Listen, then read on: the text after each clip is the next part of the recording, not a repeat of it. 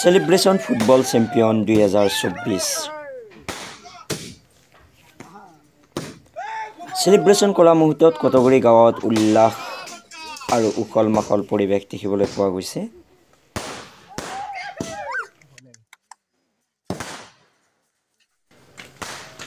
Champion কটগুৰি FC.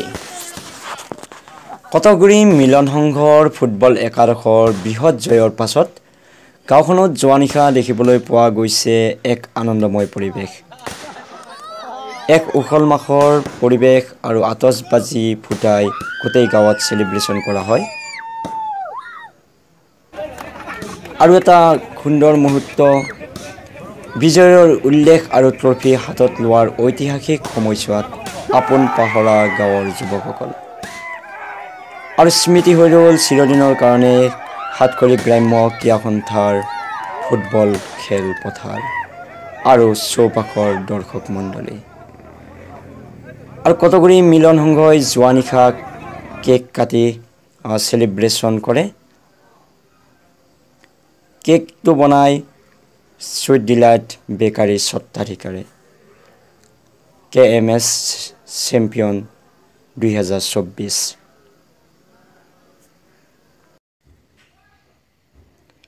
হাতত trophy লৈ গলত গামোচা লোৱা এই ব্যক্তিজনেই হৈছে Mustafizur Rahman, team manager Kotguri football club.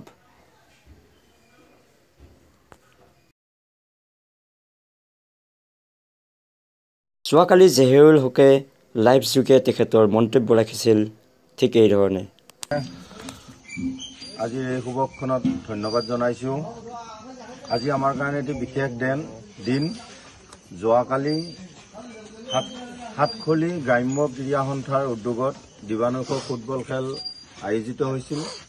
এই দিবানৈশ ফুটবল খেলত আমি ফাইনেলত উপনীত হৈছিলোঁ মুছলিম গ্ৰুপৰ সৈতে, আৰু মুছলিম গ্ৰুপত আমি 1 গ'লত পৰাজয় কৰি আমি জয়লাভ কৰিছিলোঁ। আৰু সেই উদ্দেশ্যে আজি আমাৰ ইয়াত গোটেইখিনি আমাৰ ল'ৰা গোট খাইছে। আৰু এই চেগতেই আমি আমাৰ কটগুৰি মিলন সংঘৰ এই খেলাখন পৰিচালনা কৰিবৰ কাৰণে আমি কনিষ্ঠতম 2জন ল'ৰাক দায়িত্ব দিছিলোঁ, সভাপতি আৰু ছেক্ৰেটাৰী। আৰু এই চেগতে আজি আমাৰ ছেক্ৰেটাৰী মহম্মদ ছানিৰুল হক, তেখেতক আমাৰ ফালৰ পৰা এখনি ফুলাম গামোচাৰে আমি সম্বৰ্ধনা জনাব বিচাৰিছোঁ। আৰু সম্বৰ্ধনা জনাব মোৰ জ্যেষ্ঠ ভাতৃ বাহাৰুল ইছলামক। এটা হাত চাপৰি লাগে,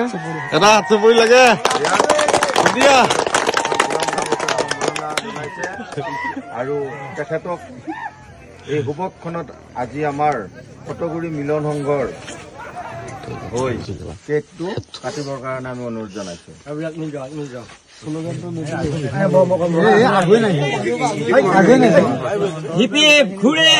কটগুৰি কি জয়।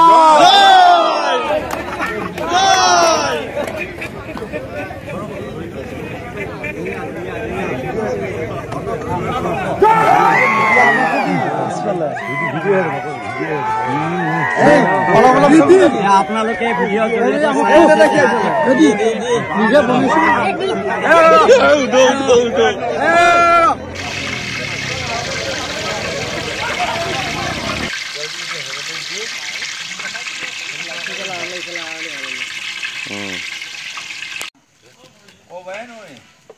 সেলিব্ৰেশনৰ অন্তত নিশা মিছ আনোৱাৰা বেগমৰ চোতালত গোটেই কটগুৰি যুৱকসকলে একেলগে নৈশভোজ গ্ৰহণ কৰে।